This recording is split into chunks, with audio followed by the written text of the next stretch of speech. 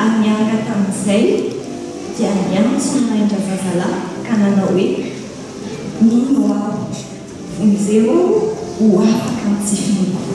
Amen.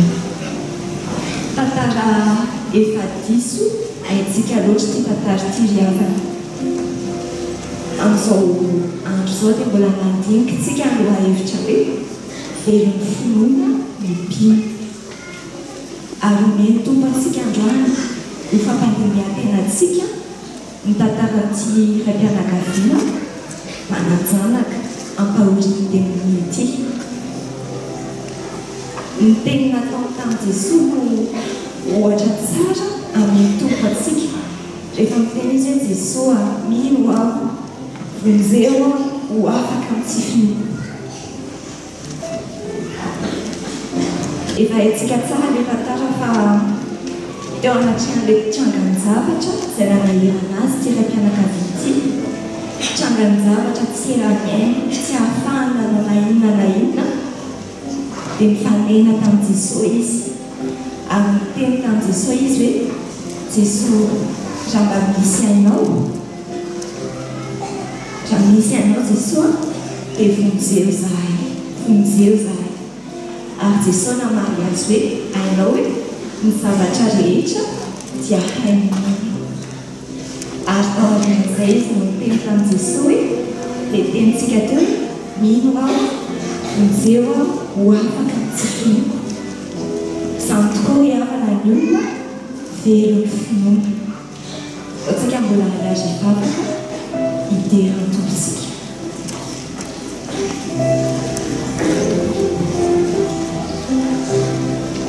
Jesosy tompo midera sy mankalaza anao izay ny hery sy ny fahefanao. Ampianary izahay mpamonjy malalo mba hiverina amin'ny finoana tokoa. Tahaka ty raim-pianakaviana ity izay sendra trangan-javatra tsy azony anoarana dia amboleny dia vofisalasala koa izahay indraindray. Tahaka ireo mpianatra izay tsy nahavoaka ilay demony. Ary moa izahay tompo mba anay hiverina amin'ny finoananao marina. Ary misaotrany amin'ny ampahitanao anay ny fahefanao amin'izao maraina izao. Misaotra fa ampahafantarinao anay fa manana fahefana ianao Jesosy androaka ny fanahy maloto. Misaotrany amin'izany fahefanao izany andidy ny fanahy maloto. Misaotra Jesosy fa aseho anao ilay mazava ny fahefanao manangana maty mandresy ny fahafatesana. Ary misaotra fa mbola hitanay koa hoe manangana izay lava ianao, mandray ny tanana ianao manangana azy. Jesosy tompo ndreky izahay ampianary izay tompo mba hivelona marina amin'ny finoananao. Dia ianao izay tompo ny fahefana rehetra any an-danitra sy ety amin'ny tany. Amin'ny anaranao Jesosy nanaovana izany vavaka izany. Amen.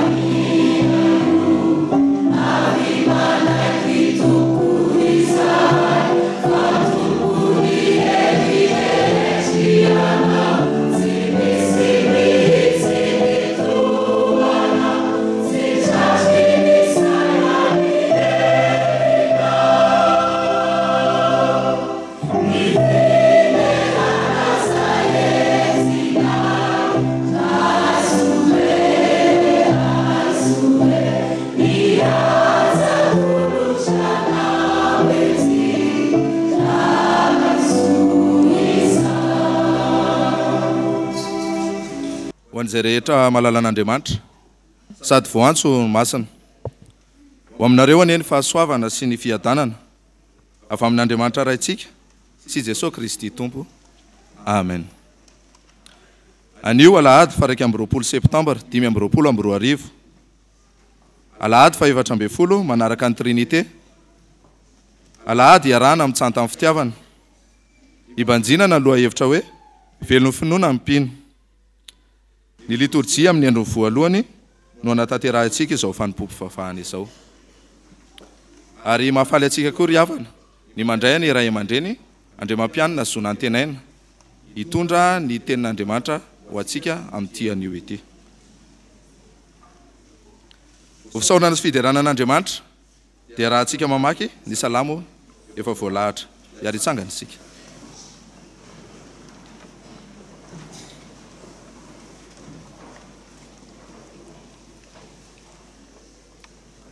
Mira firam-baovao ho an'i Jehova, mira ho an'i Jehova ary tany rehetra.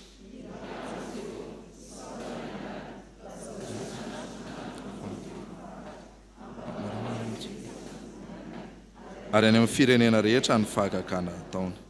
Amen.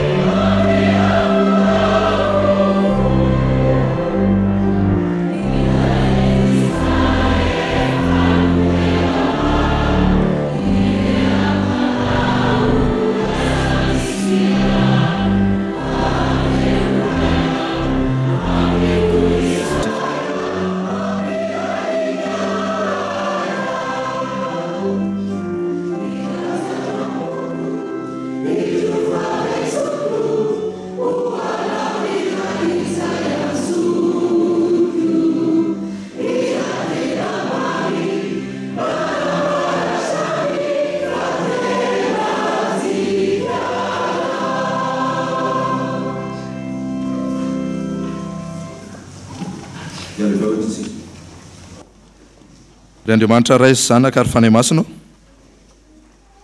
tonga eto anatrehany voninahitra izahay izao iombom-po hidery ankalaza ary isaotranao noho ny fahalebiazanao sy ny hatsaram-ponao tsy misy fetra. Saotranao izahay Tompo noho ny fitantananao sy ny famindram-ponao taminay tsirairay avy. Nandritra ny herinandro lasa ianao no niaro anay nampitony anay nanome anay fahasalamana sy fahasoavana ary izao dia mamela anay hiatrika ity herinandro vaovao ity indray. Tsy hainay Andriamanitra ny angina fa misaotranao mandrakariva izahay satria ianao rery ihany ny loharanon'ny fiainana sy ny soa rehetra nananay. Fantatray fa tsy amin'ny herinay na ny tanjakay no hahatongavanay eto fa noho ny fitantananao sy ny fiahinao tsy mitsahatra. Ry Tompo, entinay eo anatrehanao ity fotoana ity. Mangataka izahay mba hanatrika sy hanenika anay manontolo ny fanahy masinao. Engany toetra eto aminay ny herinao sy ny fitiavanao mba hahatonga anay tsirairay hatsapa ny fisianao sy hatsapa ny fanatrehanao. manolotra anao ny fiderana ny hira ny vavaka ny afatra ary ny fiombonam-po rehetra atao eto izahay ka mangataka aminao mba ianao irery ihany no hita sy ho deraina aza vela ho resaka fombafomba fotsiny izany faoka ny zavatra rehetra atao ho fanehoam-pitiavana sy fanajananao ary ahazona hery sy fanavaozana avy aminao mba hampio koa ny fonay sy ny sainay mba hifantoka aminao tanteraka esory aminay izay rehetra mety anankirotana ny saina sy fanahy ary omeo anay fanahtony sy feno fahazotoana iain'ny feonao sy anaraka ny sitraponao izany tompo ny vavaka sandratray sy ataonay amin'ny anaranao amen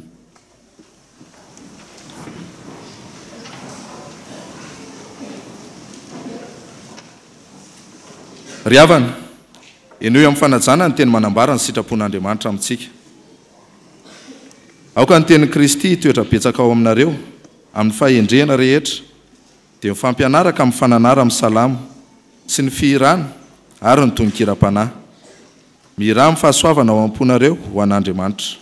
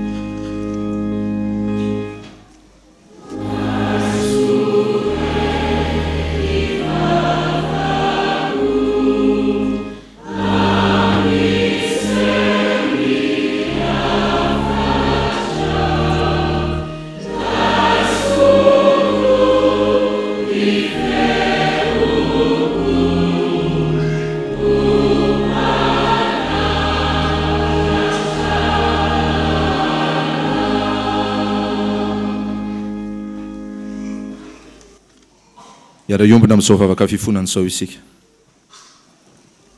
Ry Andriamanitra ray sy tomponay eo, miondrika eo anatrehanao izahay amin'izao fotoana izao. Tondra ny fonay sy ny tenanay eo amin'ny altaranao. Misaotranao izahay fa nomenao anay ny teninao masina, izay fahazavana manazava ny lalanay sy fanilo mitarika ny dianay. Kanefa Tompo, tsy navelanay toetra betsaka tao aminay mandrakariva ny teninao, fa matetika tsy nisy toerana tao am-ponay izany. Mifony izahay ry Tompo, fa maro ny fotoana nandavana hianatra sy handinika ny soratra masina, fa nisafidy kosa hanaraka ny fieritreretana sy ny sitrapo maha-olombelonanay. Mifona ihany koa izahay satria navelanay ho voasarony ahy fakapanahy ary ny fiaveran-tena ho zavatra ka tsy nanome voninahitra anao araka ny tokony ho izy. Ry Tompo, ny teninao milaza hoe mpampianara sy mifananara amin'ny salamo sy ny fihirana ary ny tononkira-panahy, fa indrisy matetika tsy mifanabe sy tsy mifampitsara tamin'ny fitiavana izahay. Mety mifanaratsy mifampitsikera na mifaniratsira fa tsy mifampahery amin'ny teninao. Mifony izahay fa tsy nitondra hira sy tononkira masina avy amin'ny fo anao, fa namela ny vavanay hitondra teny foana sy nipotra avy amin'ny fitiavana lalina sy fanajananao. Fony izahay Andriamanitra, satria indraindray tsy nahay ny hira tamin'ny pasoavana tao am-ponay, fa nivavaka sy ny hira tamin'ny pomba ivelany ihany. Tsy tena nisy fiainana fanahy masina tao anatin'izany. Ny fonay indraindray mijanona ho tany ivelany, ka tsy tena nitolona tamin'ny vavaka sy fiderana marina. Ry Tompo, mamindrafo aminay, diovy amin'ny rano Jesosy Kristy zahay ary ampio mba ho afaka mandray sy tahiry ny teninao amponay. Ampio izahay mba hifampianatra sy hifampahery amin'ny fomba feno fahendrena, mba hifampitsara amin'ny fitiavana, mba hihira sy hiteranao amin'ny fo manontolo tsy amin'ny molotra ihany. Tompo, ray sovainy fonay, omeo anay fanahy madio sy mazoto hitady anao. Aoka ny teny Kristy toetra ao aminay, tsy indray mandeha monja fa isan'andro, isan'ora, ka tonga anay hanaporofo izany amin'ny fiainana iainanay. Ampio izahay mba ho tonga olona mivela amin'ny fahasoavanao ary ay hitondra izany amin'ny hafa koa. Mamelana ry Tompo amin'ny tsy fahatahaterana rehetra ary tohano izahay amin'ny fitiavanao tsy mety rehetra. Izany rehetra izany dia entinay eo anatrehanao amin'ny anaran'i Jesosy Kristy, lay teninao velona, lay mpamonjy anay. Amen.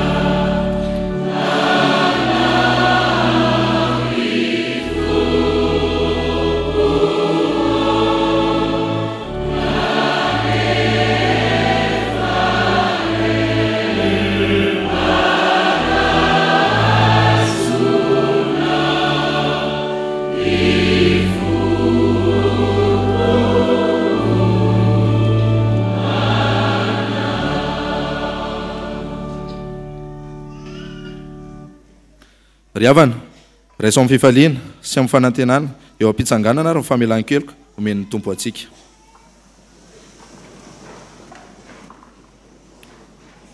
Hoy ny Tompo, aza matsiaro ny lasa na misaina ny taloha.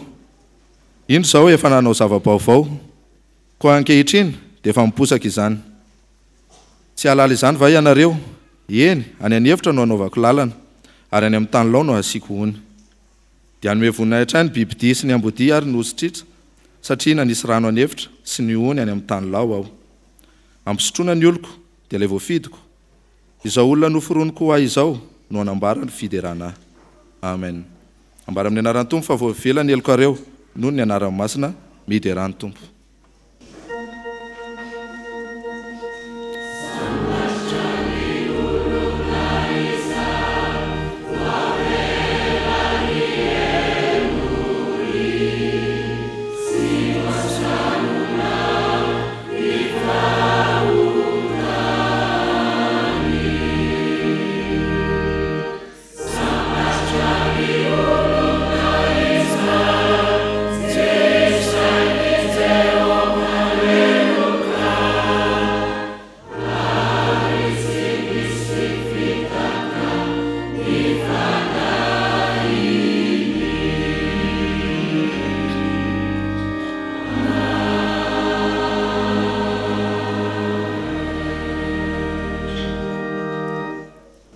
Ho antsika izay voavela heloka dia andeha mba aratsika pahibe maso ny finoantsika araka amin'ny fanakemponona na arina fahatelo.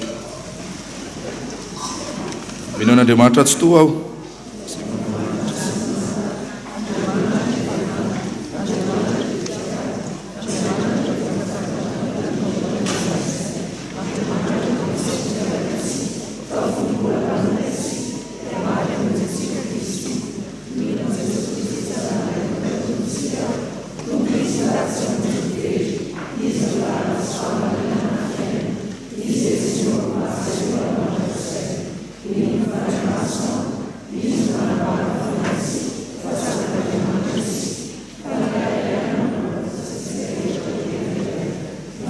fandraisena izay endrole soto zao efotsy tombo atombovolonay.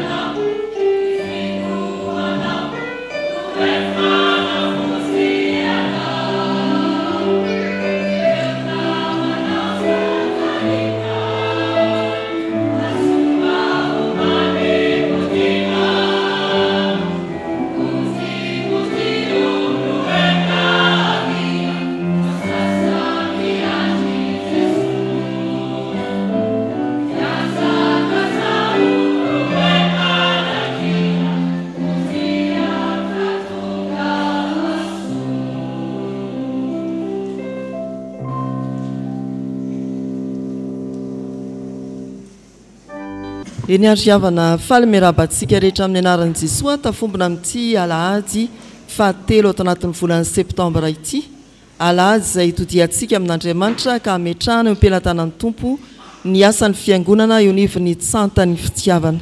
Miarabanareo amin'ny anaran'i Jesosy araka izany manomboka amin'ny birao sy anareo mpikambana amperinasa na ianareo mainty milaly. Ho tehirizin'ny Tompo ane ianareo amin'ny asa fanompoana efa nalorana tena riavana. Ao anatin'izany arak'izay efa nambara ny mpitarika teo dia mahafaly antsika ny mandray ny ray aman-dren'ny mpitandrina Andriamampianina Zo Nantenaina izay mpiandraikitra Foibe FJKM mpitantsoratry ny fivoriana eo anivon'ny sekoly alahady Foibe ary filopanampy ao anatin'ny Brown Sodapartany avoany andrefana laharana voalohany. Ankoatran'izay ireo andraikitra samihafa sahaniny ao anatin'ny FJKM. Miarabanao amin'ny anaran'ny Tompo ny fiangonana ary nirary ny herin'ny faherezana havitanao ireo andraikitra maro sampanana ny antson'ny Tompo sy nametrahan'ny fiangonana fitokisana aminao. Manatitra tokoa ny vady aman-janany ianareo efa mianaka manonona ny fahadanan'ny Tompo ho aminareo dia hoentin'Andriamanitra mitsara indrindra ny reto izy telo mianada. Rary soriavana. Izay ijoroana eto dia fanamafisana ny fandaminana mikasika ny fiaraha-misakafo amin'ny heriny anio raha sitrapon'ny Tompo. Mety maro amintsika tokoa ny mbola tsy manana ny boky mpiankonana, ilay boky kely mangamanga, ary niezaka ny voamerany fifandraisana manomana izao sakafo mpifaliana izao, niaraka amin'ny voamerany antotanisa sy ny biraon'ny fiangonana nama izany olan'izany riavana. Koa amin'ity alahady ity dia miandry antsika ao an-tokotany ao ny voamerany antotanisa sy ny voamerany fifandraisana mba handrindra sy handamina ny fitsoratantsika anarana ny fangalana ny tapakila na ny tike entina miatrika izany. Efa nambara tamintsika ombienombeny fa tsy misy olana tsy voava izany. Dia ao efa anometanana antsika amin'ny famahanany olana momba ny tsy ananantsika ny boky manga, ny voamerany antotanisa riavana sy ny voamerany fifandraisana. Torak'izany koa raha kobanandro ianao no haka ny tapakila azona misakafo dia efa mifamindra raharaha amin'ny sekretera mpandraraha ao amin'ny birao ireo voamera rotonta ireo. Ity koa no fanamariana.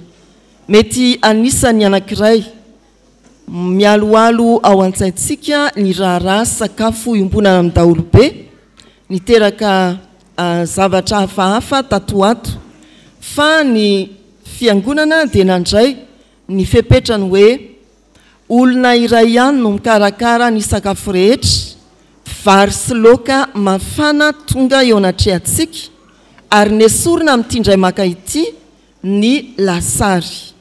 Tsy hoe antony inona zany na nesorana lasary na antony inona fa tena antony mba ho fitsinjovana kokoa, ho fahamalinana kokoa ny amin'ny sakafo mafana anoloanantsika amin'io fotoan'io raha sitrapon'Andriamanitra. Dia tonga vasoa ny fanahitsika apetratsika eo ampelantanan'ny Tompo. Izay no tsara ho fantatra riavana. Dia aza misalasala arak'izany ny amin'ny fangalana ny tapakila amin'ny tia an'io aorian'ny fampovavahana sy amin'ny akobanandro hatramin'ny alarobia raha sitrapon'ny Tompo amin'ny 4 tolakandro. Azadinona ny mitondra fitaovam-pihinanana ndrao hinana amin'ny tanany sika. Dia mirary soa riavana. Parmiarahaba ny ankizy ny tanora rehetra amin'ny anaran'ny Tompo. Hitsangana ianareo anatanteraka ny anjara irikolary. Oh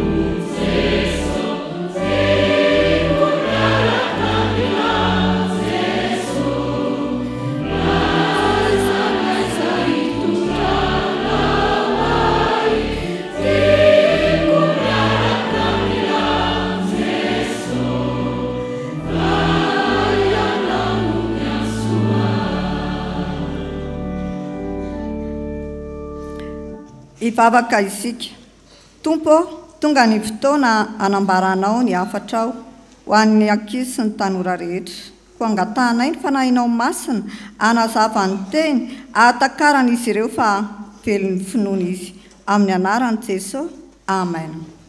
Ny soratra masina izay angalantsika ny afatra dia izay hita ao amin'ny filazantsara araka Marka 7:7-20 tapany B. Marka 7:7-20 tapany B. Rehefa hita dia rahantsika mamaky mafy amin'ny anaran'ny Tompo manao hoe fa ny zavatra rehetra dia hainy mino. Dia averintsika hoe ny zavatra rehetra dia hainy mino. Ao amin'ina moa no ahitantsika an'izany.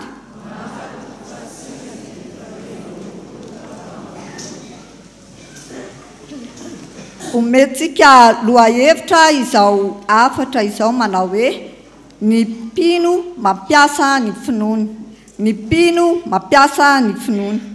Rehefa mamaky sy mandreny tenin'Andriamanitra isika dia tsy hoe vakiana na henoina fotsiny ny tenin'Andriamanitra izay azo dia manjanona hatreo izany lasa diny ny farany.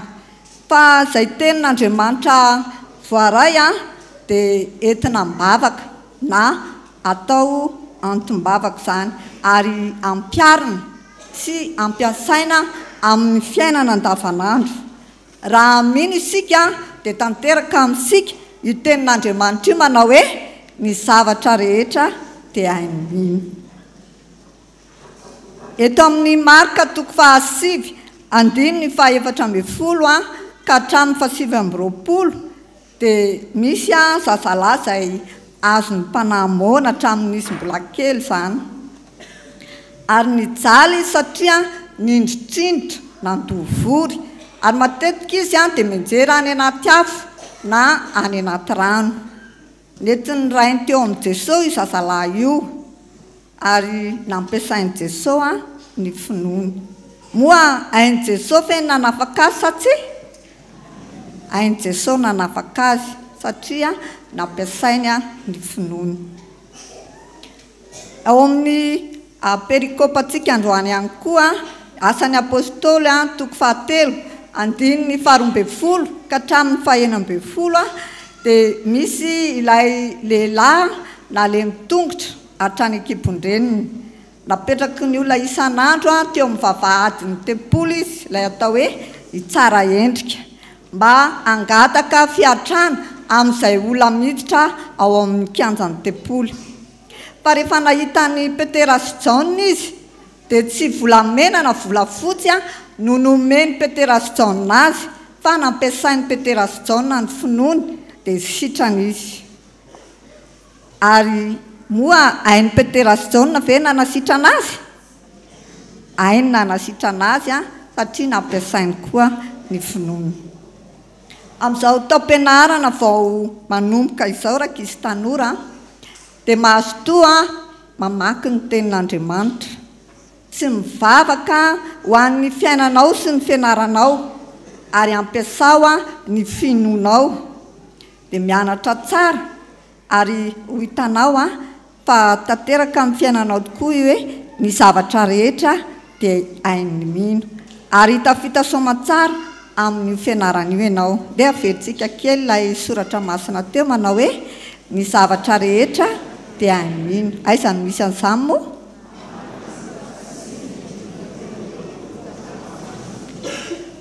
Ho an'Andriamanitra irery ny voninahitra. Amen. Hivavaka isika. Tompo, misaotra ny amin'ny teninao. Ny fanahinao masina ny omba ny tsirairay anana ny fahazotoana amin'ny fianarany ary amarino amin'izy ireo fa ny zavatra rehetra dia hainy mino. Amin'ny anaran'i Jesosy. Amen. Amen.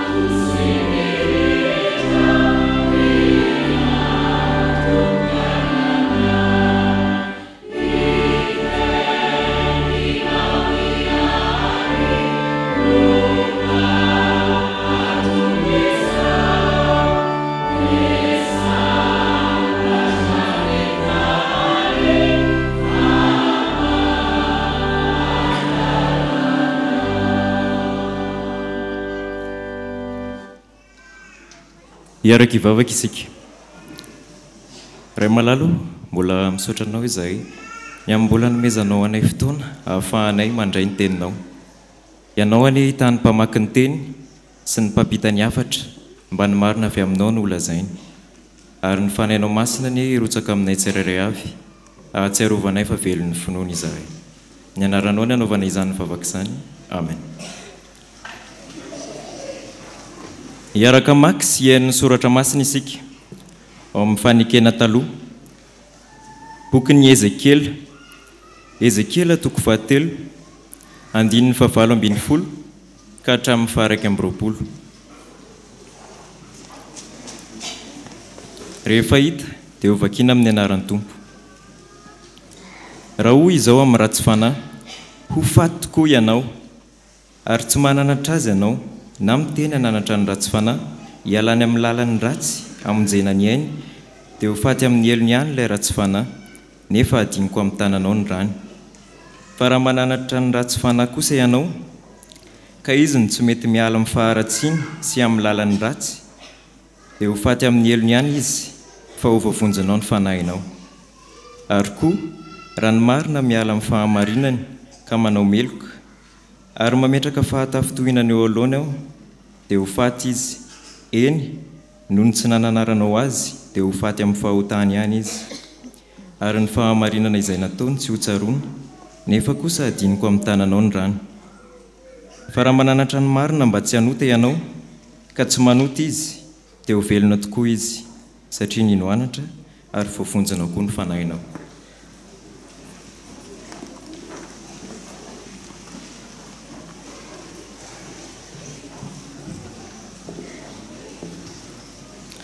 Hotoizantsika ny famakiana ny soratra masina ao amin'ny fanekena vaovao. Filazantsara araka ny Marka toko 7 andininy 4:20 ka hatramin'ny 7:20. Ary hofaranantsika ny famakiana ny soratra masina ao amin'ny bokin'ny Asan'ny Apôstôly. Asan'ny Apôstôly toko 7 andininy 2:20 ka hatramin'ny 9:20. Rehefa hita dia ho vakiana amin'ny anaran'ny Tompo. Ary noho ny tonga teo amin'ny mpianatra izy, dia nahita vahoaka betsaka manodidina azy, sy mpanora-dalàna niady hevitra taminy. Ary niaraka tamin'izay, noho ny nahita azy ny vahoaka rehetra dia talanjona, ka niazakazaka nanantona sy niarahaba azy. Ary izy nanontany azy hoe, inona ny iadinareo hevitra amin'ireto? Ary ny anankiray tamin'ny vahoaka namaly ka nanao hoe, mpampianatro, nentiko ety aminao ny zanako lahy izay azo mpanamoana. Ary na aiza no azony azy, dia ampinjitrinjiriny izy ary mandovory, dia mikitro nify sady valaka dia valaka. Ary niteny tamin'ny mpianatra ao mba hamoaka izany, fa tsy hainy. Ary Jesosy namaly azy hoe, ry taranaka tsy mino, mandra-pahoviana no hitoerako aminareo, mandra-pahoviana no andeferako aminareo, ento ety amiko izy. Dia nentiny teo aminy izy, fa noho ny nahitan'i Jesosy izy, dia nampifanintosintona ny tena niaraka tamin'izay ny fanahy. Dia lavo tamin'ny tany izy, sady nitsikasokasina sy nandovory. Ary Jesosy nanontany andrainy hoe, ohatrinona izay no nahatongavan'izao taminy? Ary hoy izy, hatry ny fony izy mbola zaza. Ary nazerany matetika tao anaty afo sy tao anaty rano izy amin'ony azy. Fa raha mba misy hainao dia mamindrafo aminy. Ka vonjeo izahay. Fa hoy Jesosy taminy, hainao hoe ny zavatra rehetra dia hainy mino. Ary niaraka tamin'izay dia niantso ny raindra zazalahy ka nanao hoe, mino aho, vonjeo mba ho afaka mitsifinoko. Ary noho nihitan'i Jesosy fa niazakazaka nanantona azy ny vahoaka, dia niteny mafy ny fanahy maloto izy ka nanao taminy hoe ry fanahy mona sy marenina izao mandidy anao mivoa aminy ka aza miditra ao anatiny intsony. Ary rehefa nanana any izy sady nampifanintosintona mafy ilay zazalahy dia nivoaka taminy ary efa toy ny maty ka dia nataony maro hoe maty. Fa Jesosy nandray ny tanany ka nanarina azy dia nitsangana izy. Ary rehefa tonga tao an-trano Jesosy dia nanontany azy mangingina ny mpianany hoe izahay tsy nahavoaka azy. Ary hoy izy taminy, iny karazan'iny tsy mba azo avoaka na amin'inona na amin'inona afa-tsy amin'ny fivavahana ihany. Ary Petera no nahita dia namaly ny vahoaka hoe ry lehilahy Israely, nahoana ny talanjona amin'izany ianareo? Ary nahoana no mandinika anay ianareo? Toa herinay na fahamasinanay no nanaovanay azy ho hafa mandeha? Andriamanitry Abrahama sy Isaka ary Jakoba, Andriamanitry ny razantsika, nanome voninahitra an' Jesosy mpanompony, izay natolotrareo sy nilavinareo teo anatrehan'ny Pilato rehefa nokasainy alefa. Fa ianareo nandaha ilay masina sy marina, ary mpamono olona no nangatahanareo alefa ho anareo. Fa ny tompony aina kosa no nivonoinareo, fa izy natsangan'Andriamanitra tamin'ny maty, ary vavolombelona izany izahay. Ary ny anarany nampatanjaka io lehilahy hitanareo sy fantatrareo io, no ny finoana ny anarany, eny, ny finoana izay azo amin'ny alalany nahazony izao fahasitranana tsara eto imasonareo rehetra izao. Amen.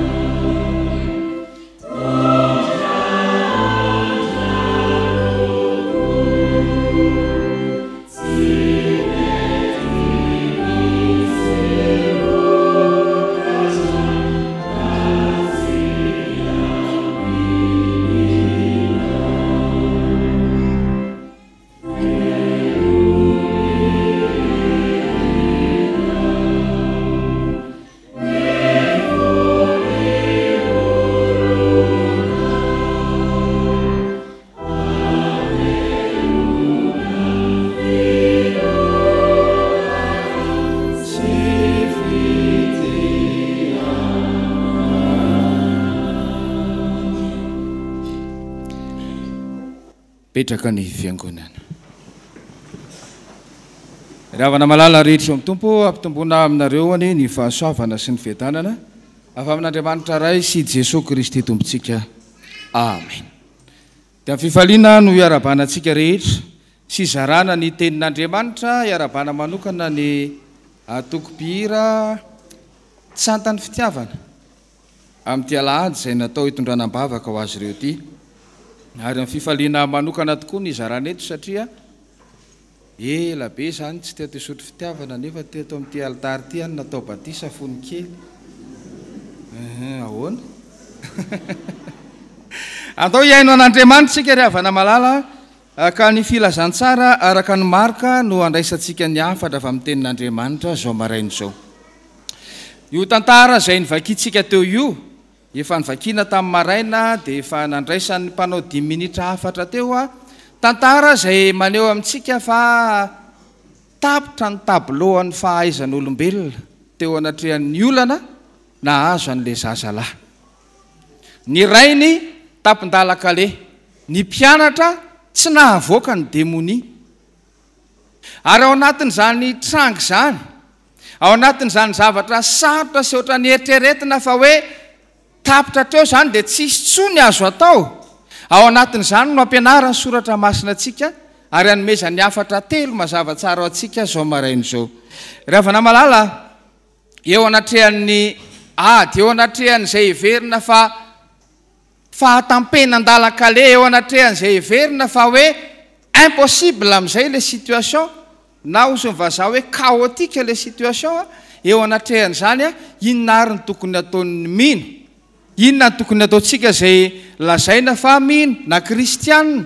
Raha tarihantsika amin'ity volan'ity hoe velon'ny finoana ny mpino, inona zany tokony ataontsika eo anatrehan'ny atrehantsika, eo anatrehan'ny ady, eo anatrehan'ny olana, eo anatrehan'ny vesatra, eo anatrehan'izay rehetra mahatapin-dalakale antsika, inona no atao? Ny voalohany ry havana malala dia zao: amin'ny ady rehetra atrehanao, Jesosy atony. Ahoana hoe Jesosy atony? Raha mandeha tsika ry havana malala eo marika 7 eo amin'ny andininy 7:70 dia zao ny voasoratra eo hoe: ary ny anankiray amin'ny vahoaka namalaka nanao hoe mpampianatra, netiko ety aminao ny zanako lahy izay azo mpanahy mona. Netiko ety aminao ny zanako lahy izay azo mpanahy mona. Ao anatin'io tantara io dia eo ny vahoaka, eo le raim-pianakaviana, eo Jesosy, ary eo koa ny mpianatra. Le raim-pianakaviana le nanana fahapahan-kevitra fa andeha entina manatona an'i Jesosy ty zazalahy izay ampahorian'ny demonia ity, entina manatona an'i Jesosy, zaraina amin'i Jesosy le mavesatra, entina eo amin'i Jesosy hoe inona marina le mahazo Jesosy. Fa tao alohany io nefa izy efa taiza, efa tany amin'ny mpianatra izy. Zany hoe nampiazakazaka azy voalohany zany aloha, réflexe voalohany nananany tsy tonga dia Jesosy avy hatrany, fa mbola olombelona hafa aloha, lasa aloha nakany amin'ny mpianatra. Ary nandray ry havana malala ny tranga tahaka izany iainantsika andavanandro, tonga ny ady sarotra, tonga ny olana, inona ny raisina voalohany? Telefônina. Iza no antsoina voalohany?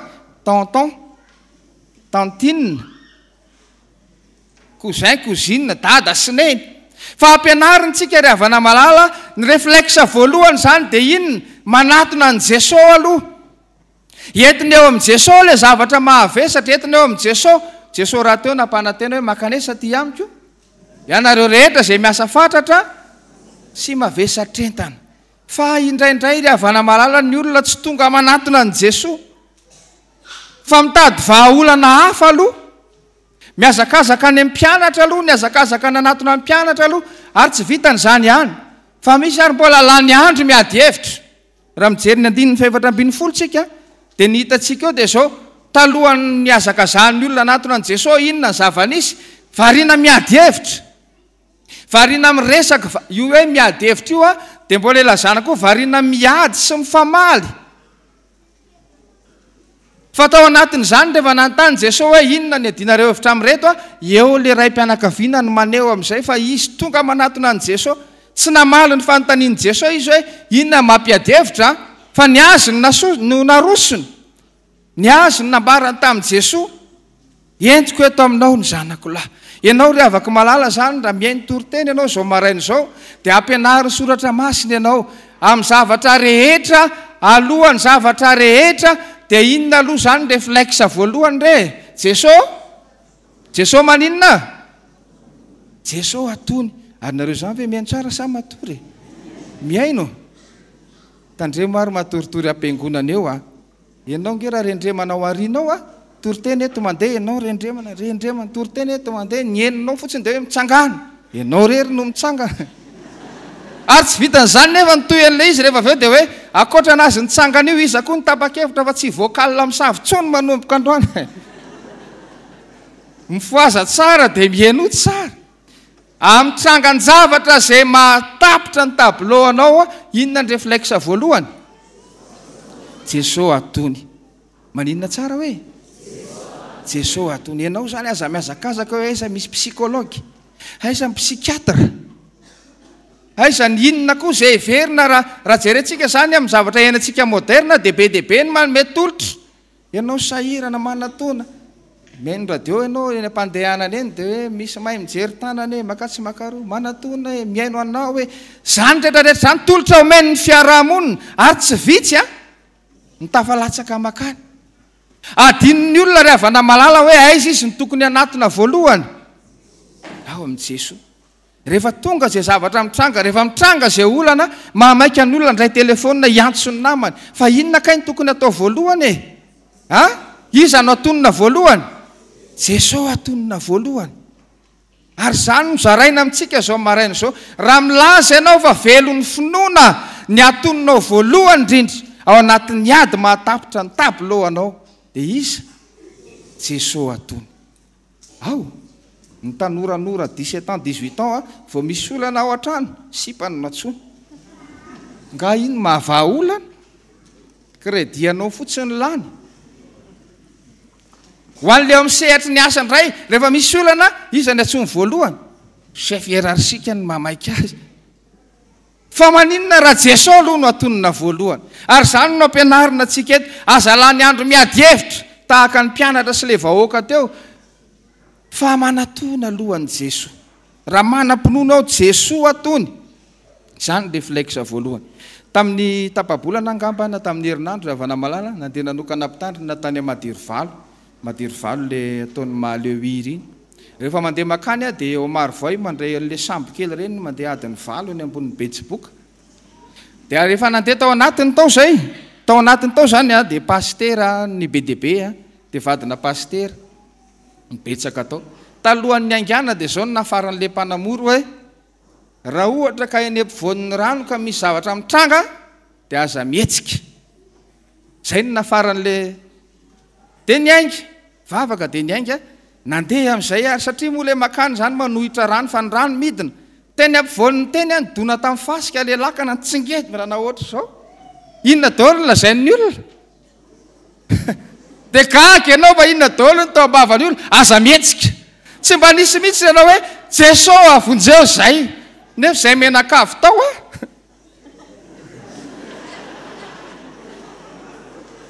ary ianao mba ahoana inona ny réflexe anao voalohany rehefa hoe avy zay zavatra mitranga sy manahirana zao mantsy ry havana ny andrefesana fa mahatoky an' Jesosy ny olona ny andrefesana ny olona zany rehefa misy zavatra de ny eo amin'ny tampoka ihany rehefa sendra ny tampoka sady sarotra ianao iza ny voatony ny vavanao voalohany ny sasany mama ny any sasany razambe rehetrarehetra io voatonona daholo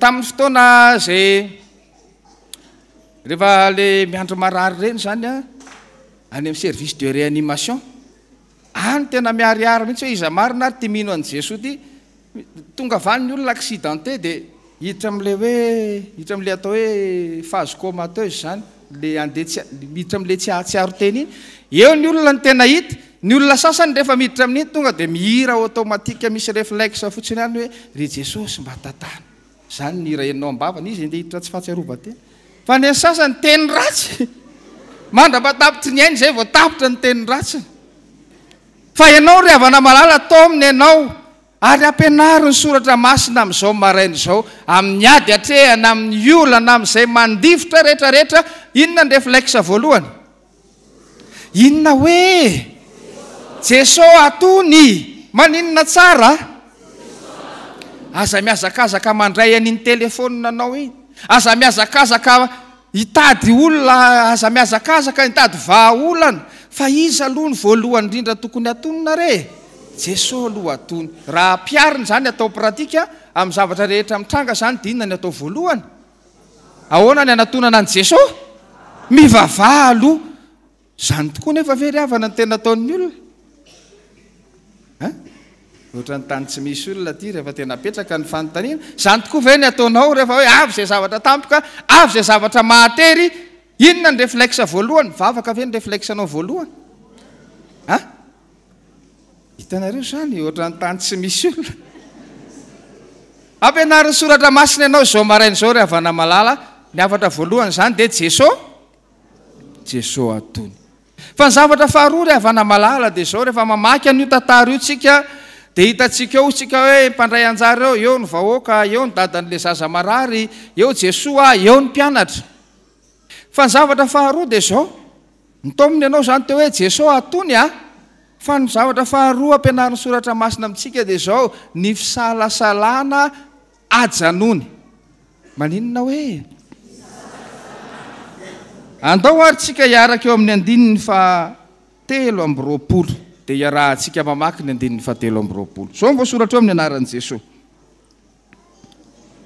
fa hoy Jesosy taminy ainao hoe ny zavatra rehetra dia ain'ny mino inona moa na tonga ny Jesosy nanao hoe ainao hoe fa eo ambony eo raha miverina eo amin'ny andininy eo aloha tsika ry havana dia zao ny fiangavian'ity lehilahy ty tonga teo amin'ny Jesosy ihany izy nitatitra tamin'ny Jesosy ihany izy Jesosy zao le zava-misy marary le zanako ampahoriany démonie ataony mihintsitsindritra mila hovonoiny tonga ihany tantara tamin'ny Jesosy ihany fa rehefa aveo rehefa nangataka amin'i Jesosy dia hoe raha mba misy ainao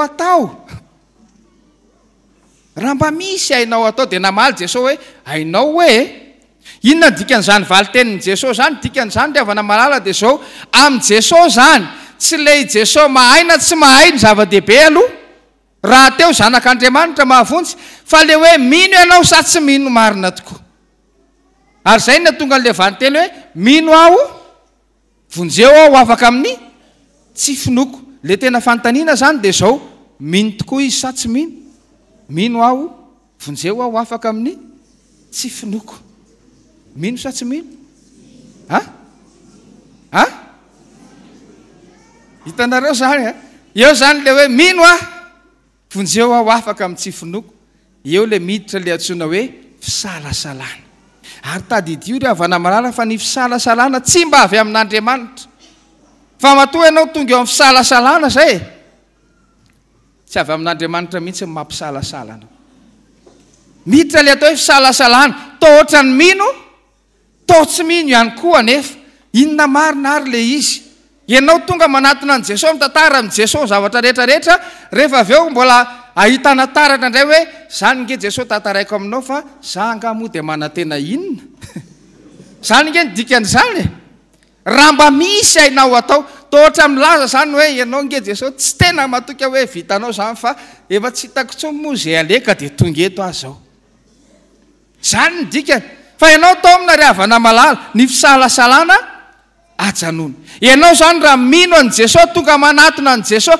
ny andrasan'i Jesosy aminao dia feheza teny tsotra fotsiny zao hoe mino aho tsisy toyany fa tsy hoe vonjeo indray aho afaka amin'ny tsy finoko na ianao mino na ianao tsy mino fa le hoe vonjeo afaka amin'ny tsy finoko fa le fisalasalana dia hitovizana amin'ny tsy mino ihany fa na ianao mino na ianao tsy mino eo mihitsy ry havana malala ny tomananao zao raha tena mino an Jesosy ianao asehoy amin'ny fomba iresahanao amin'i Jesosy asehoy amin'ny fomba iainanao azy zany finoanao zany fa ny finoana dia tsy misalasala ny finoana tsy misababaka rehefa mino an Jesosy ianao dia fantatrao fa hain'i Jesosy zany ianao ve tena matoky fa hain'i Jesosy atao le namonjy an'le zazalahy hono ahy matoky ianao satria manko efa ambany masinao le tantara fa le rain'le zazalahy zany tonga teo amin'i Jesosy mino avonjeo afaka amin'ny tsy finoko fa raha mba misy ainao atao dia namaly azy Jesosy ny zavatra rehetra hainy mino fa le finoana le ray ny mpianakaviana teo ry havana malala finoana tsy tonga volana to misy to tsisy tsita be ny any zay ilazana azy ary aza mianatra n'izany finoana tsy tonga volana zany fa rehefa mino tanteraka rehefa mino ianao dia mino tanteraka. Raha mino ianao fa io Jesosy, mpamonjy io Jesosy io, tsy misy hafa tokony anteheranao ndray, tsy misy tokony hampisalasala anao. Fa fotoana sasany dia havana malala dia hita taratra amin'ny ainantsika andavanandro ny finoantsika zany atao hoe fisalasalana zany. Tadidiko tsara tamin'ireny fotoana le maina be ny andro tsisy orana dia miditra any am-piangonana ny vavaka Andriamanitra mba omeo orana, Andriamanitra mba omeo orana. Le olona tonga mangataka orana rehetra nefa tsisy nitondra elo akory. Fa inona ny angatahana meo orana? Ianao tonga nangataka orana nefa ianao mivoaka ny trano tsisy elo akory any aminao, ianao nge zany tsy manantena akory fa ho avy ny orana. Sa hoe tsy maninona nalena ary andro any fa efa mba finoana misalasala. Ny andrasan'i Jesosy aminao finoana miorina tsara, finoana tsy azo ozongozonina, finoana tena matoky tanteraka any Jesosy. Tsy finoana mbola mitsapatsapa hoe raha mety na tsy mety, andramana, tsy zany. Fa raha mino an' Jesosy ianao dia ny fisalasalana atao inona? Ajanony ny fisalasalana. Ny fisalasalana rehetra tsy mba avy amin'Andriamanitra. Fa rehefa mino an' Jesosy dia mino tanteraka. Soa ihany fa fitiavan'i Jesosy. Dia mivaly tenin'i Jesosy dia hoe mandra-pahoviana no andeferako aminareo. Ry taranaka tsy mino i Jesosy, mandra-pahoviana. Ary izay mahafinaritra amin'i Jesosy ry havana malala. I Jesosy tsy mba tahaka ny olombelona. Raha ny olombelona zany no anehoanao taratra hoe tena tsy matoky azy ianao, dia septika aminao koa izy. Fa Jesosy na dia zany aza ny alemen'ny finoana le nanatona azy, ny ray sy ny ampitiavana ihany izy. Fa nampianarin'i Jesosy izy, natorin'i Jesosy ny lalakale izy. Ary zany mba tokony ianarantsika ry havana, isika pino dia aza tonoana, fa tsy ny manatona an' Jesosy ihany, tsy ny manajanona fisalasalana ihany, fa omena ndraikitra koa ane sika hompitaiza ny pino miaraka amintsika, hompitaiza ny mpiarabelona amintsika. Raha miverina kely eo amin'ny Ezekely, natsoan'Andriamanitra ho inona moa Ezekely? Hompitily. Dia zavatra anankiroa ihany lazain'Andriamanitra taminy, anaro ny ratsy fanahy. Fa raha tsy anarinao izy, adinina aminao ny rano. Raha anarinao izy ka bebaka, voavonjy ny fanahinao. Anaro ny marina, sao dia manoto, zany hoe tomina. Ianao zany zao ry havana malala, mirava avy aty am-piangonana, tokony ho ampianarinao any an-trano, zany atao hoe finoana tsy misalasala. Ho ampianarinao ve sa tsy? Tsy fantatro. Fa anjaranao zany ny mampianatra azy. Indraindray moa ny olona tsy voatery mora anarina, fa zany le any Ezekely teo. Ianao zao raha hitantarana zany any hoe mba manana finoana tsy misalasala, ianao koa mba iza be moral leo. Zany mety miandry anao. Ampafiry mba tany am-piangonana koa ianao, fa zany leo amin'ny Ezekely, contexte ny Ezekely, mahadipo sy mahafiatoka. Kanefa na izany azy, anjaranao no mizara an'izany, ampianaro an'izany ny fiarahamonina ao atokantranonao, ampianaro izy. Hoe ny tena finoana kaya dia tsy misalasala. Dia mandeha ry havana malala dia zao ny zavatra nitrangy. Nisy tovolahy anankiray vao niova fo. Dia mahatoky be an' Jesosy izy. Mafana fo izy, tena mafana fo izy, mitory teny. Nandenanao tafika masina ary tao anatin'ny sampana nisy azy. Tory teny izy, zany Jesosy zany, mahery, azo antoka, azo anteherana, apetrao aminy ny fiainanao, matoky azy, enteo aminy ny fiainanao. Dia manontany ny olona dia tena mamonjy tokoa fa izy, mamonjy izy, tena azo antoka tokoa fa izy, azo antoka izy. Nanao tafika masina zao porta niditra tao amin'ny tokantrano anankiray le tovolahy. Ary rehefa tafiditra izy zay vao mibitsipitsihan'le tompon-tany hoe ito mpimasy atao tanàna. Tory teny amin'izay izy. Zany Jesosy zany, mahery zany, minoany zany Jesosy zany, zany Jesosy zany, mahavita ny zavatra rehetra, mahavonjy, manasitrana, manangana ny maty. Vita ny tory teny dia izao nataon'le mpimasy taminy. Misaotra amin'ny teny nataonao rehetrarehetra teo, tena zava-dehibe zany. Fa izao re, hitanao ty, nakamaingoka izy dia nataony eo amin'ny felan-tanany, ty misy maingoka. Nalainy le maingoka nataon'le mpimasy, nataony tany am-bava. Dia navoaka ny avany dia masaka. Dia izao nataon'le mpimasy taminy, raha marina daholo le niteneninao rehetra teo, ty koa misy maingoka. Ataovy any am-bavanao fa raha masaka ty mivoaka any, dorako reto sampoko reto. Raha ianao dia anao sa tsy anao? Fa vao eo no nitory tena mahery zany Jesosy zany ka mamonjy zany ka azo antoka zany ka ay rehefa tonga eo amin'le pratika le izy. Fa théoriquement kay 20/20 daholo ny noty. Pratiquement tsy fantatra zaza-pitenenina zay tsy lazaiko fa samy mahafantatra ny tenany fa ny finoana tsy mila fisalasalana zany no andrasan'i Jesosy amintsika mino tsy misalasala ianao nge afaka mandrefy ny finoanao hoe ny andrefesanao azy dia hoe amin'ny sarotra miatra amiko izy anao tonoko voalohany ny faharoa rehefa entiko amin'i Jesosy ilay sarotra rehetra matoko tokoa avy efa tena hiditra an-tsehatra sy asa izy fa ny olona tsy matoko fa tena hiditra an-tsehatra Jesosy dia hoentiny eny amin'i Jesosy ihany io fa izy ihany no lasa mikofokofoka maketsy mikofokofoka makeroa ary amin'izany fotoana izany zany no lasa mivadika indray ilay teny ery amin'ny Exodosy hoe Jehova hiady ho anareo fa rehefa ianao ny hiady dia Jehova kosa angina rehefa hoentinao amin'i Jesosy dia manana finoana ny fisalasalana atao inona ajanony ny fisalasalana azonareo ve zany ravana ny finoanao ve zao finoana tena matoky sa finoana mbola misalasala asa aloha ianao ihany mahavaly azy fa zany efa nylazana anao teo zany hoe ahoana ny andrefesana azy fa eo amin'ny tampoka atrehanao iza ny antorahanao voalohany eo amin'ilay mitondra makao amin'i Jesosy moa ve tena sady mametraka amin'i Jesosy ianao no matoky fa hiditra an-tsehatra izy fa raha io Jesosy io miditra an-tsehatra dia hitantsika teo ny toy ny tantara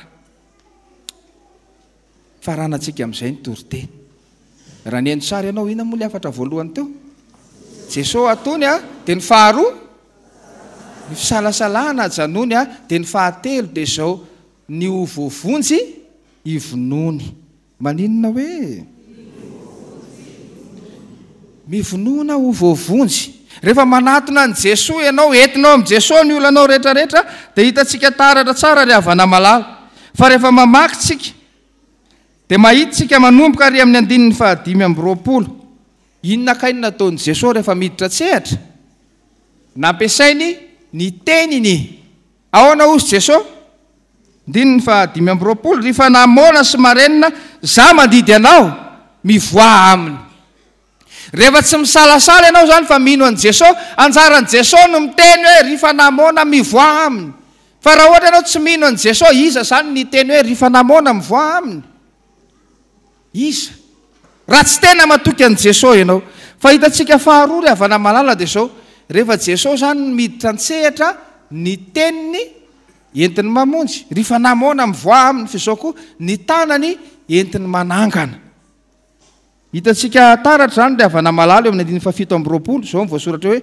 fa Jesosy nandray ny tanany ka nanarina azy dia naninona izy dia nitsangana izy raha tena mino an'i Jesosy zany ny olona ry havana malala hidiran'i Jesosy an-tsehatra ny adiny ka ny tenin'i Jesosy manafaka azy ary ny tanan'i Jesosy manangana azy raha tena mino zany ny olona dia Jesosy miditra an-tsehatra raha misalasala zany ny olona dia iza no hiditra an-tsehatra ny olona ihany ny olona misalasala manko dia zao Jesosy ty le problème ty le olana fa iza ihany no mitady vahaolana izy tenany ary raha ianao zany ny teninao ve mahavahaolana ny tenin'Andriamanitra ihany tenin'i Jesosy ihany no manan-kery ary voapirofo tsy eto ihany raha mijery ny Genesis ianao dia mazava hoe Andriamanitra nanao hoe misy mazava dia ahoana ny toyany raha vao Andriamanitra zany ny miditra an-tsehatra eo amin'ny fiainanao ka miteny izy dia maninona ny zavatra rehetra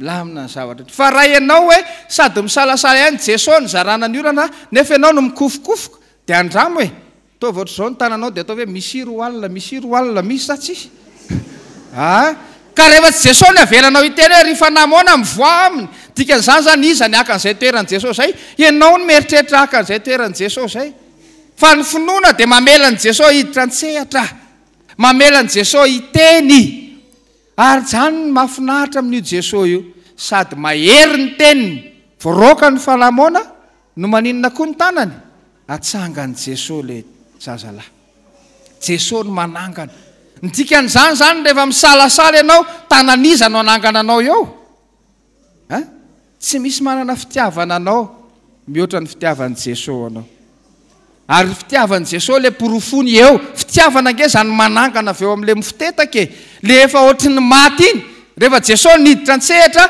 voaroaka ny fanahy maloto le olona nitsitra ohatry ny maty ny raisy ny tanana dia nitsangana tafariny ianao zany rehefa Jesosy no miditra antsehatra. Raha ianao zany no mitetateta hoe vitako ny ahy, dia izay ihany ianao no antenaina ho hita, iftetaka ihany ianao no antenaina ho hita. Avy alao Jesosy hiteny, avy alao ny tanany, ary zany le hoe mivonona ho voavonjy. Tsy ianao no manao ny asa fa Jesosy no miasa, Jesosy no manasitrana, Jesosy no manangana. Azonareo ve zany e? Inona avy moa le afatra teo e?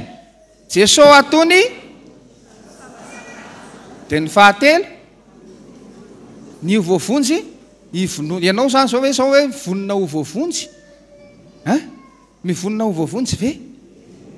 Eny misalasala be ianao, eny mivonona ho voavonjy. Avy alao Jesosy no hiditra antsehatra, aza ianao mihitsy ny miana-kendry hiteny na hiasa. Fa rehefa nizaraina tamin'i Jesosy le izy hoe zao le problème Jesosy, avy alao izy hiteny hoe ry fanahy maloto mivoa aminy, avy alao ny tanany anangana anao. Ary zany mahafinaritra amin'i Jesosy, fitiavan'i Jesosy zany, vonjen'i Jesosy zay rehetra manatona azy. Ary ambara aminao mazava tsy misy manam-pitiavana anao mihoatra ny Jesosy. Jesosy ihany ny tia anao. Rehefa entinao amin'ny Jesosy ihany ny zavatra mavesatra aminao no mitony ny fiafarany. Inona moa ny tenen'i Jesosy tamin'ny mpianany fony izy vao nitsangana tamin'ny maty? Tenin'i Jesosy voalohany fiadanana. Rehefa Jesosy zany le miteny ao anatin'le olanao mahatapitra ny tabilonao io, inona ny tonga eo? Fiadanana ny tonga eo. Raha aty amin'izao tontolo izao ianao ny hitady, tsy ahita ianao. Aty amin'izao tontolo izao rehefa esina amin'ny iran'ny mpanakanto, misy mpanakanto iray namorikira manao hoe tongava re mamangy ny tanàna misy anay. Mino fa hainareo zany. Fa rehefa mitoizana izay iry izay dia hoe adinonao daholo ary ireo sorisory nandreraka anao, adinonao daholo ary ireo tebiteby nandreraka anao. Tsy mbola nahita ohatr' izany aho izy le tonikira. Fa rehefa tapitra nefa le hira dia ozy izay koa hoe mandehana re mamonjy ny tanàna misy anao, mandehana za misalasala, inona ny toy iverina daholo ary ireo tebiteby nandreraka anao, iverina daholo ary ireo sorisory. Raha aty amin'izao tontolo izao ianao nitady vahaolana dia vetivety ihany dia miverina rehefa avy eo. Fa ao amin'ny Jesosy tsy misy hoe vetivety ihany dia miverina. Raha Jesosy no mandray an-tanana dia inona ny manaraka ao? Fiadanana. Maninona tsara hoe raha Jesosy mandray an-tanana dia ho azonao ny raha Jesosy no mandray an-tanana dia ho azonao ny fiadanana. Ka mivonona ho voavonjy ve ianao ry havana malala? Jesosy tia anao, fitiavan'i Jesosy anao zany, ary tsisy tia anao mihoatra ny Jesosy. Tsisy tia anao mihoatra ny Jesosy.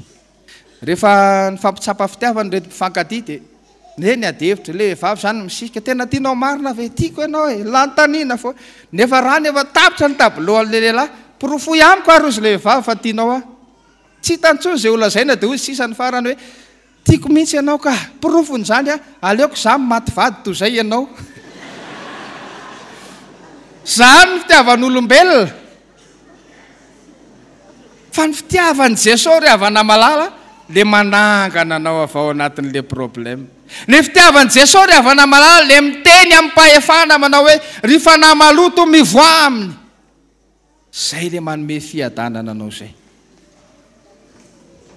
Tianao ne zany Jesosy zany, fitiavan'i Jesosy anao zava-dehibe. Nitoriteny an'izany atary amin'io ny firatary fa matetika mitoriteny eo amin'zareo ao hoe tianao Jesosy zany moa ny loha hevitra tamin'izany fitiavan'i Jesosy.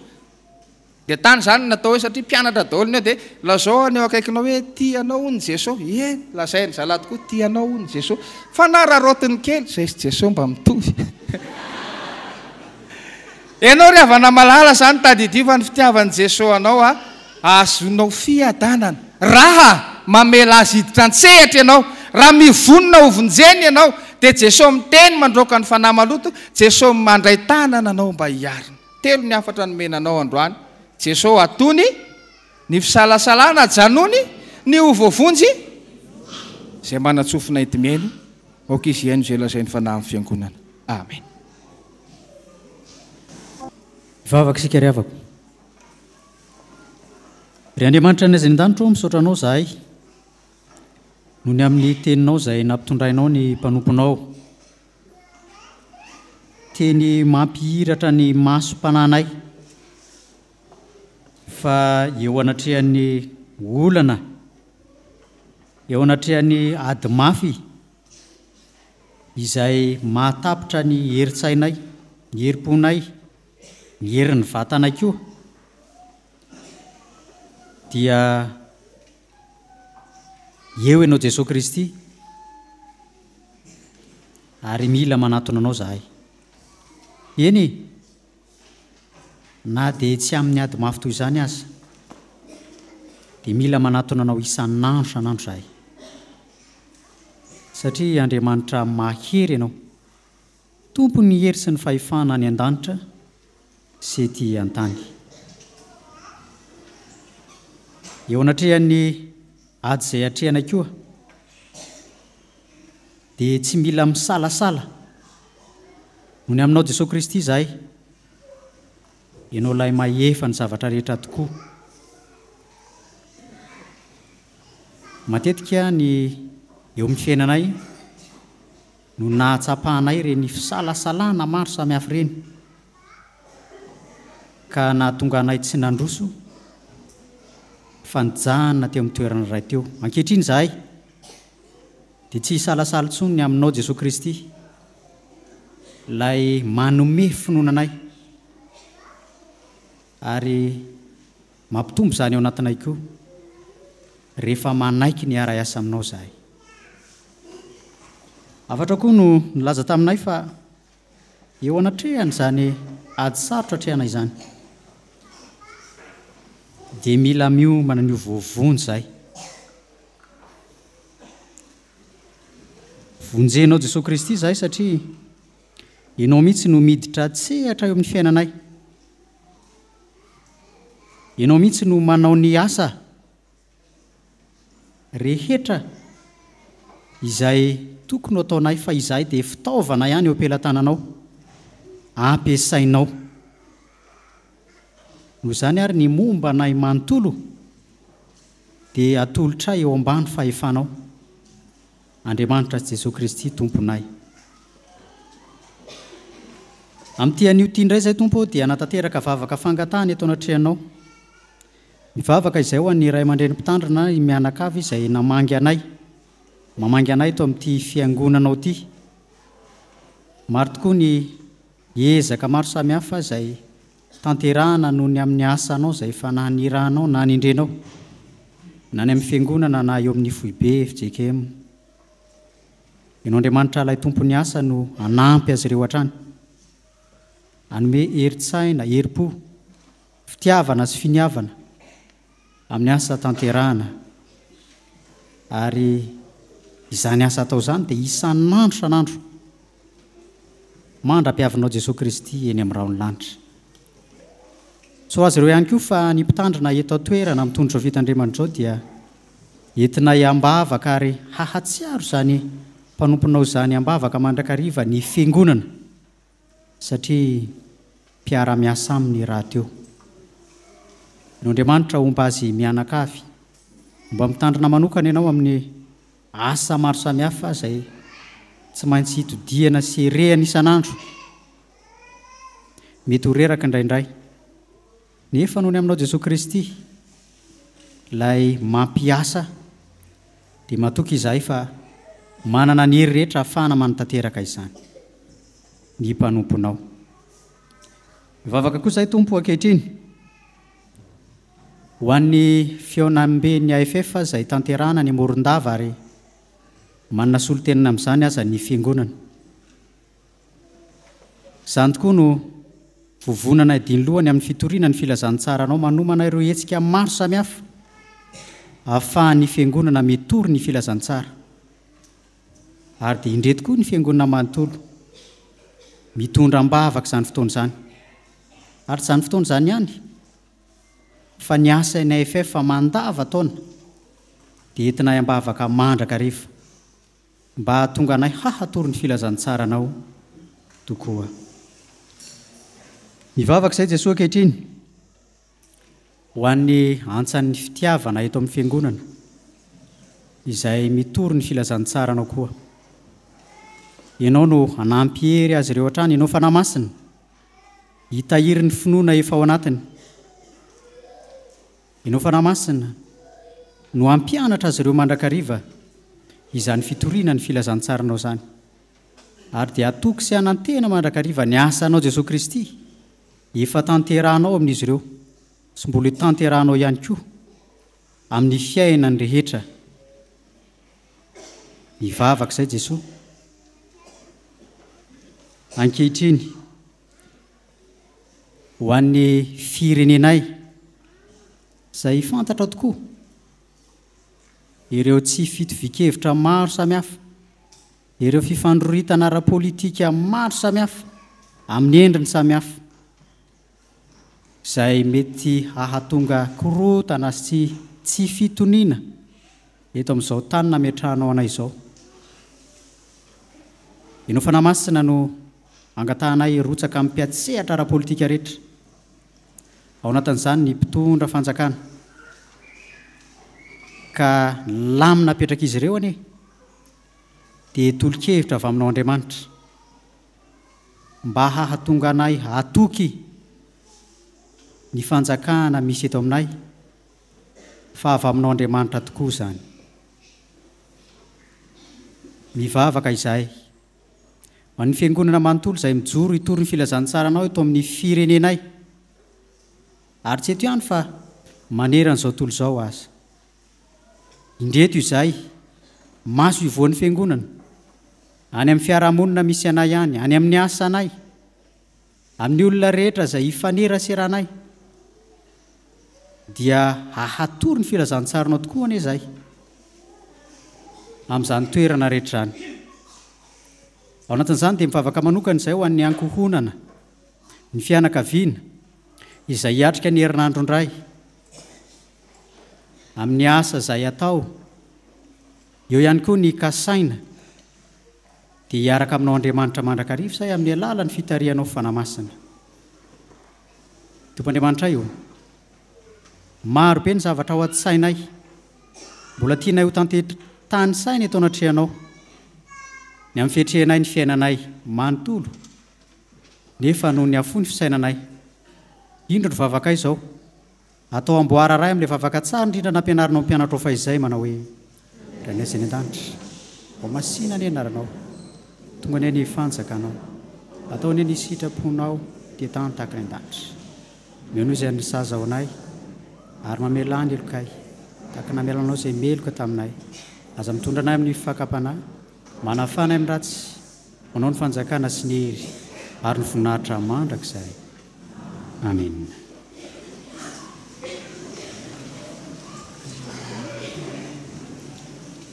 sotra ny tomposika riavana miditra amin'ny fotoanany asa vavolombelona voalohany amin'izany ny fanovozam-panoratena ny tsantany fitiavana amin'ny alalan'ny hira ifanomaniny arahany afatra sy ny fanentanana ary itovanany mpitantrana soratra masina sy vavaka aoriana io a dia ny fandronatsika ny ray aman-dreny manotritra ny zanany ho an'Andriamanitra amin'ny sakramentany batisa ary vita izay a dia tonga any amin'ny famaranana isika tsantany fitiavana hira efanomaniny aorian'izay ny fanentanana entin'ny tompony anjara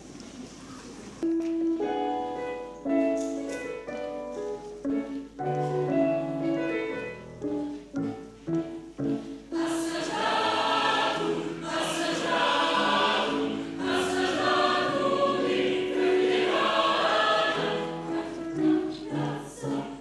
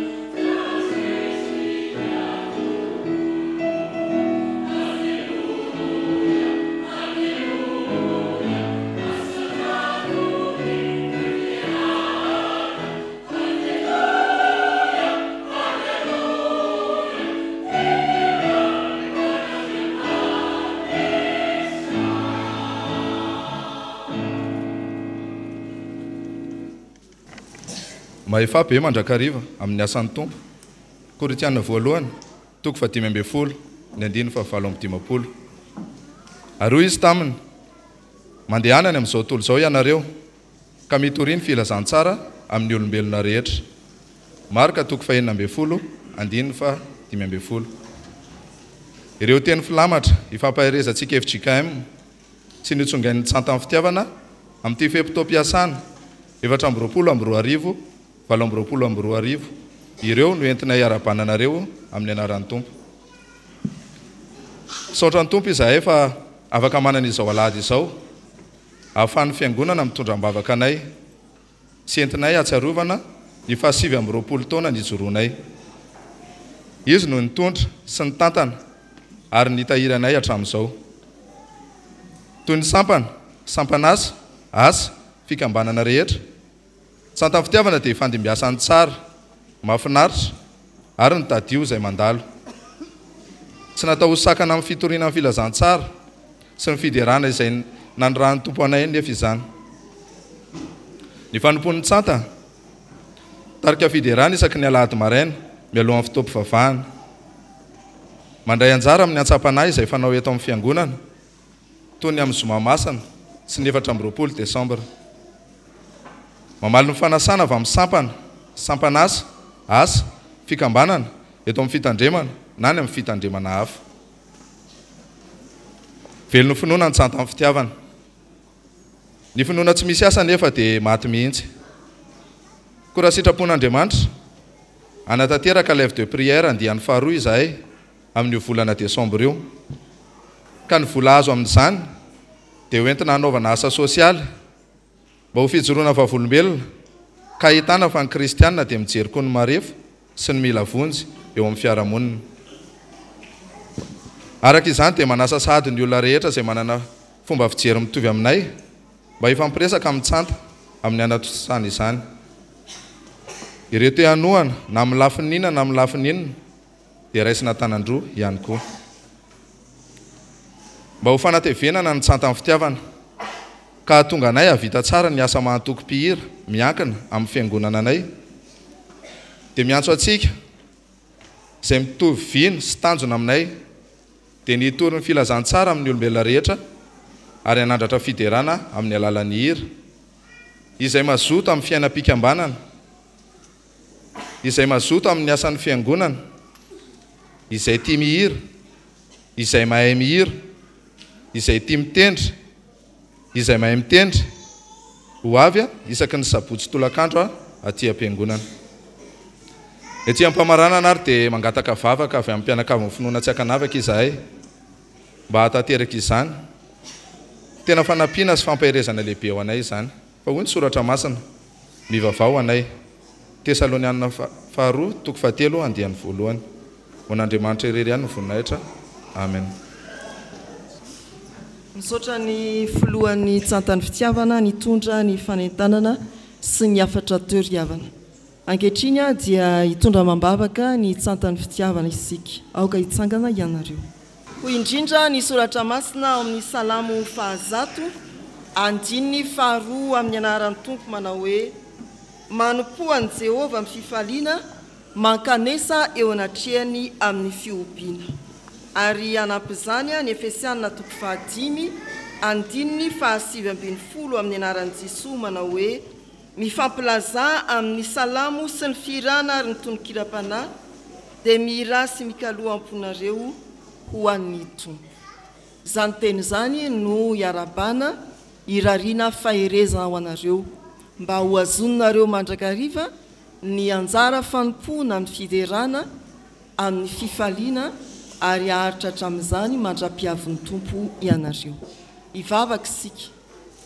Tompo midera sy mankasitraka anao izahay amin'ny fo feno fifaliana satria mbola miantsolona ianao anoezanao fahasoavana manokana, ampiasa ny talentany koa amin'ny fanomponanao amin'ny alalan'ny hira fiderana, ho fitoriana ny fitiavanao, ho fampaherezana ny fiangonanao, ho famitana ny hirakao.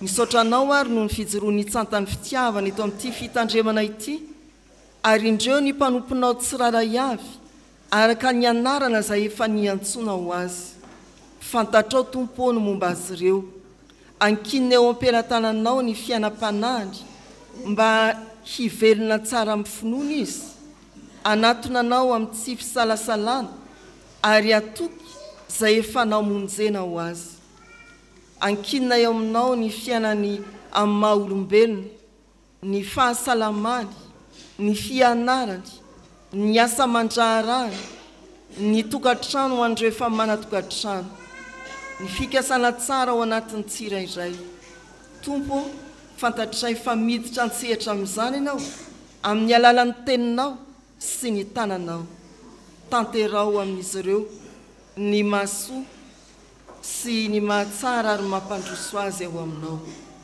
dentina iambavaka koa ireo ray aman-dreny ny ray tapo ny vady na ny zanaka izy ireo any anisatokantrano nametrahana ho azy tompo misaotrany amin'ny fisian'izy ireny maneho fiombona mpiantsoana amin'ny tsirairay hovanginao amin'ny fiadananao isan'andro amin'ny fampaherezanao ireny isanankonana ireny izay manery ny fon'izy ireo tsy takatry ny saina fiangonana tonony eo aminao amin'ny fotoana hivavany aminao dia nohika mbavalio amin'ny anaran'i Jesosy Kristy amen.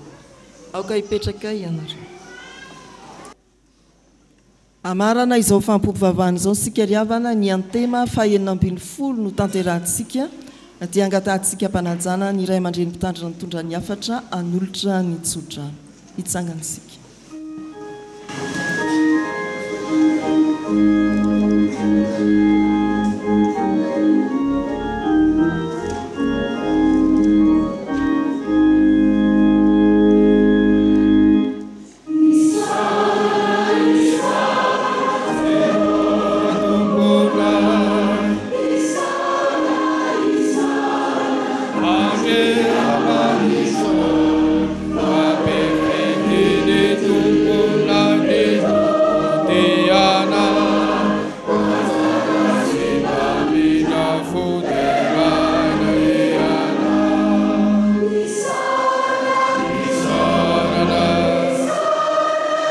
Sarana,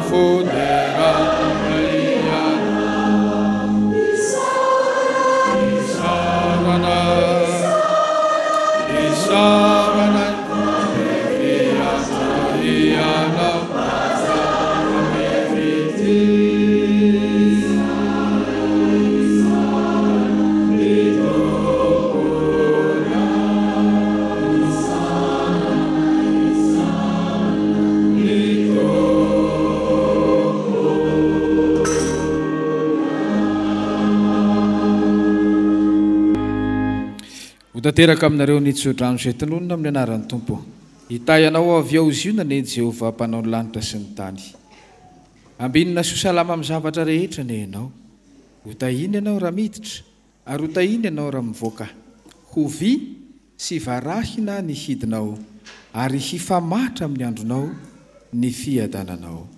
Amen. Petraka isika hivavaka anaiky.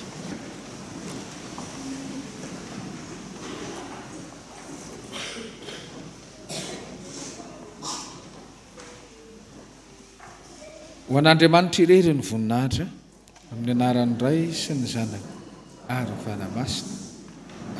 Ray sy tanana